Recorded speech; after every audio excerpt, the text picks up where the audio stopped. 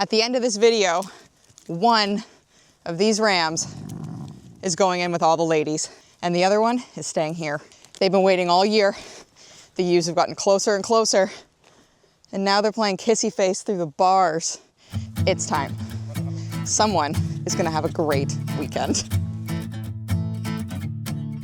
Do you remember me? We haven't talked in So this is our third breeding season as a sheep farm. Year one was full of surprises and loss. Year two, we thought we had a pretty good plan, but it didn't work out as we'd hoped. And this year, we're making completely different decisions. And honestly, they might surprise you. Year one, we didn't realize that our Shetlands had been bred, which I suppose was silly because they were exposed to a ram, and I knew that. We knew that our Dorsets had one day where things could have happened, but we figured one day wasn't enough, so that should have been fine. We were wrong on both counts. So February rolls around and suddenly the Shetlands are dropping all these little surprise lambs everywhere. And they didn't give us any trouble either, other than a rush trip to the store for selenium. Although we did end up with a knucklehead in the house, I suppose. Our Polled Dorset ewe, Alice, on the other hand, did have trouble. When she finally went into labor, she went for a few hours while we were researching what to do. And then we ended up pulling a, unfortunately, long dead single lamb, which was too bad. But year two, we went in with a plan. Arthur, our Polled Dorset ram, was gonna go in with Alice again, and our two largest Shetland ewes, so they've got a little bit Romanov in them. And then Sam, our little Shetland ram, was gonna go in with everybody else. So we hoped that because Alice was a little older, she wouldn't have any issues. But a few cycles in, I stumbled across a podcast with some really interesting information. Now, as an amateur, I can't really verify any of this, but the general idea is that if you breed a ewe lamb in her first year, you may not get twins, just singles, but you're gonna unlock a better maternal instinct. It was enough for me to decide to put our ewe lambs in with Sam right then. And for good measure, honestly, we let Sam cover all the ewes, just in case Arthur hadn't gotten his job done. And it's a damn good thing we did, because it turns out Arthur is only interested in other Polled Dorsets. And even while being in with them for 3 cycles, he didn't breed any of the Shetlands. So that second lambing season, Alice was first up. It looked like she was gonna lamb for at least a week before she did. And exactly as it had gone with the first time, she did need help. But this time, the lamb was born healthy and alive. So that was good. And just as they did before, the Shetlands started dropping all these little singles and twins without any issues at all.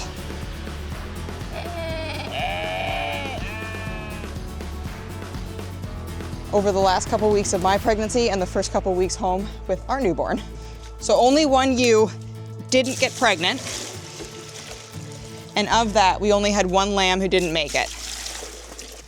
So overall, a really nice little crop of Sam babies. But this year,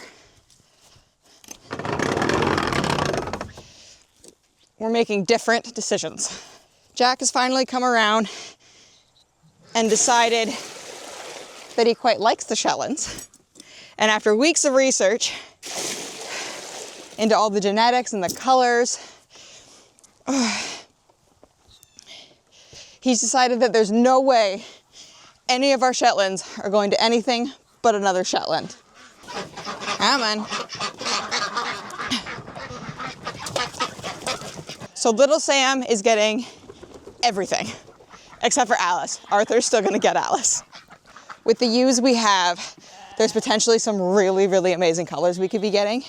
So in this case, color and Shetland traits trump meat, and that's what we're breeding for. But that does beg the question, are we going to breed our ewe lambs their first year? And the answer is yes. Now, I understand this is not something that everybody does. And after Alice's first lambing, I can definitely see why. But it does seem like with the meat breeds, this is more of a concern. than with the little Shetlands. The Shetlands don't appear to have any issues lambing whatsoever. And I realize that's a generalization. I have experience with one Dorset and, you know, a dozen Shetlands, but it is what we're going with right now. Poe, why are you out? Literally always something. So that is our amateur breeding plan. I'd be very interested to hear what works for you and your breed on your sheep farm. Because, I mean, as I say all the time, we're really new to this. Oh.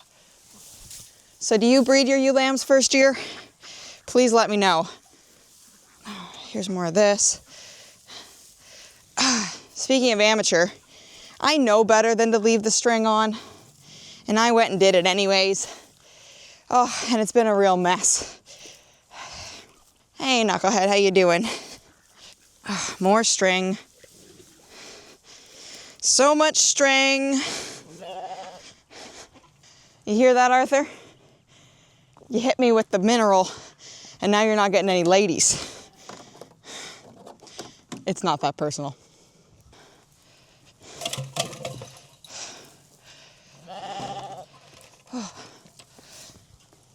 Tensions are clearly high with these two, though. No matter how hard it gets, the years and the tears you spent are worth it all.